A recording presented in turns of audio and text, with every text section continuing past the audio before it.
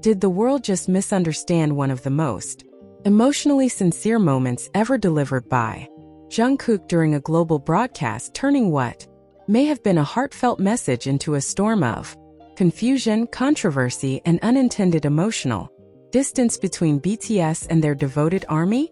It began as a moment that should have been simple, raw, human, and deeply connective. A live broadcast streamed globally through Netflix as part of a special Arirang segment placed Jungkook in front of millions.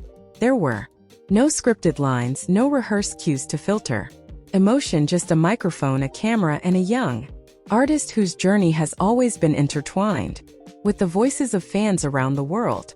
But somewhere between intention and interpretation, something shifted, and the question that now echoes across fan communities is impossible to ignore. Did we misunderstand him? The moment itself did not initially appear controversial. Jungkook, known for his sincerity and often disarmingly honest communication style, spoke in a tone that some described as unusually layered. His words, when translated and shared across platforms, began to take on meanings far beyond what may have been intended. Clips circulated rapidly, edits removed context, subtitles varied depending on who translated them, and suddenly what may have been encouragement started to sound, at least to some, like sarcasm. But was it? To understand what truly happened, one must go deeper than a single clip or a trending headline, because this wasn't just about a sentence. It was about tone, cultural nuance, emotional delivery, and perhaps most importantly, expectation. Jungkook has long been regarded as one of the most emotionally transparent members of BTS. From his early days as the youngest member, the Golden Magne, to his evolution into a global icon, his connection with fans has always been rooted in authenticity. When he speaks, fans listen not just to his words but to the feeling behind them. And that is precisely where things became complicated. During the Arirang broadcast, Jungkook made a statement that, depending on interpretation, could be heard in two very different ways. Some fans believed he was lightly teasing or even criticizing the intensity of fan reactions. Others, however, insisted that his tone was encouraging, that he was acknowledging the passion of ARMY while gently guiding them toward balance. So which was it? Was Jungkook expressing frustration? Or was he offering reassurance in a way that simply didn't translate cleanly across languages and cultures? As the clip spread, reactions intensified. Social media platforms became battlegrounds of interpretation. Some fans expressed hurt, questioning whether Jungkook's words reflected a deeper sentiment. Others rushed to defend him, pointing to his history of kindness, humility, and unwavering gratitude toward fans. But perhaps the most telling detail was this: those who understood Korean fluently and those familiar with Jungkook's communication style began to speak up. They suggested something critical. The tone wasn't sarcastic. It was gentle, encouraging. Even in Korean communication, especially in emotionally nuanced contexts, tone carries weight that subtitles often fail to capture. A phrase that appears blunt in translation may, in its original delivery, carry warmth, softness, or even affection. Could it be that Jungkook was simply being himself, honest, slightly playful, and deeply caring, while the global stage transformed his words into something else entirely? The possibility raises an uncomfortable but necessary question: how often do we misinterpret the people we admire most simply because we are listening through the lens of our own expectations? For BTS, whose global influence spans cultures, languages, and emotional landscapes, this challenge is not new. Every word they speak carries immense weight.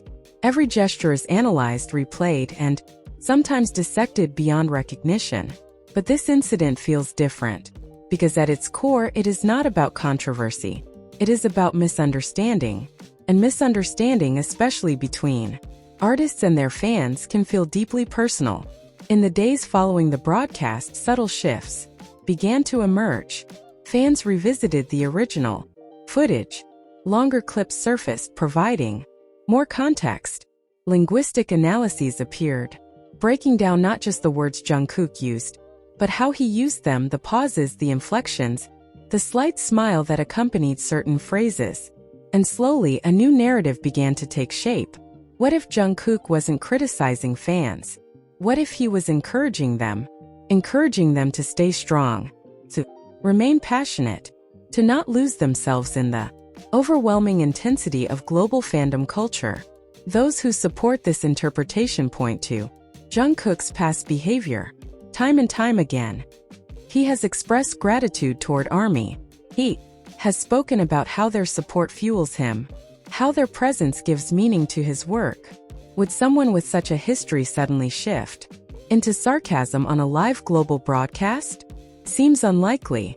And yet, the initial wave of misunderstanding reveals something deeper, not about Jungkook, but about the fragile nature of communication in a hyper-connected world. When a message travels across languages, platforms, and emotional contexts, it doesn't remain unchanged. It evolves.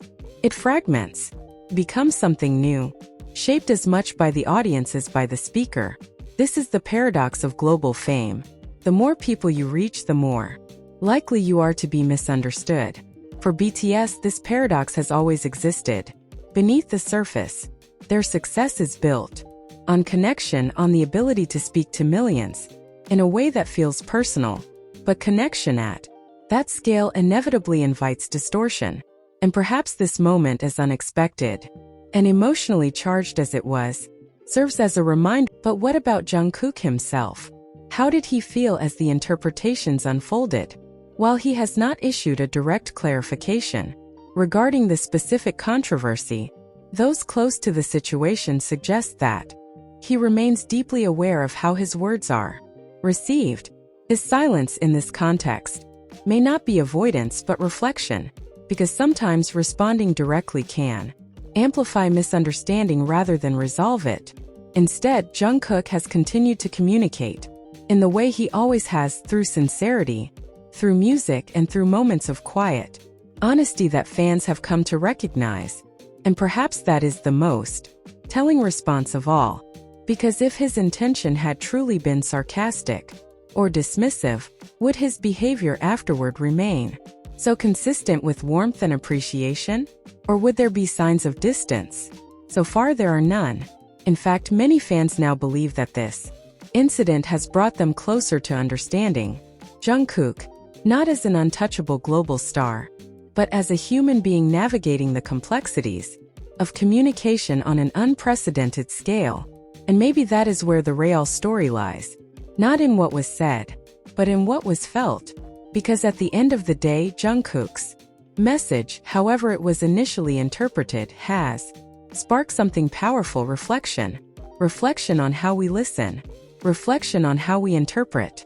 Reflection on how easily meaning can shift when emotion meets expectation. And perhaps most importantly, reflection on trust.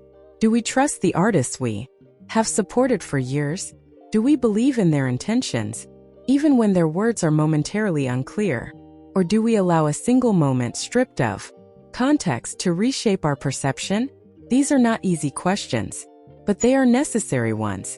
As the conversation continues, one thing becomes increasingly clear: this was never just about a misunderstanding. It was about the relationship between BTS and ARMY, a relationship built on years of shared emotion, mutual support, and unwavering connection. And like any relationship, it is not immune to moments of confusion, but it is also resilient, stronger than a single broadcast, stronger than a misinterpreted sentence, stronger perhaps because of moments like this, moments that challenge both sides to listen more carefully, to understand more deeply, and to trust more fully. So, did the world misunderstand Jungkook? The evidence suggests that it did. But more importantly, it suggests something else. That even in misunderstanding, there is an opportunity to reconnect, to rediscover intention, and to remember why that connection mattered in the first place. Because behind every word Jungkook speaks, there is something that no translation can fully capture. Something human, something real, and something that despite everything, continues to resonate, even when it is misunderstood. As the dust from the initial wave of reactions began to settle, a quieter, more introspective phase emerged within the global ARMY community, one that felt less like a reaction and more like a collective investigation. Fans were no longer just asking what did he say, but something far more complex.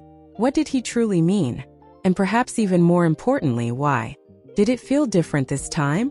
Clips of Jungkook during the Arirang live broadcast continued to circulate, but now they were accompanied by longer versions, slowed-down edits, and side-by-side comparisons of translations. Linguists, bilingual fans, and longtime followers of BTS began dissecting not just the vocabulary used, but the emotional rhythm of his speech. There was something subtle in the way Jungkook spoke, something that couldn't be easily captured in text, a slight upward inflection that softened his words, a pause that suggested careful thought rather than dismissiveness, fleeting smile that hinted at affection rather than irony. These details, almost invisible in short clips, became crucial pieces of a much larger puzzle, and slowly a different narrative began to take hold. What if the problem wasn't what Jungkook said, but how the world is conditioned to hear? In global fan culture, especially one as vast and emotionally invested as BTS's, expectations often shape perception. Fans don't just listen to words, they anticipate them. They interpret tone through personal experiences, cultural frameworks, and sometimes even fears. And in this case, some began to wonder, had the fear of being criticized made certain listeners more sensitive to ambiguity? Because if there is one thing ARMY is known for, it is intensity, passion that transcends borders, loyalty that defies logic, emotional investment that turns music into something deeply personal. But that same intensity can also amplify uncertainty. A sentence that might otherwise pass as gentle encouragement can, under the weight of expectation, feel like something else entirely.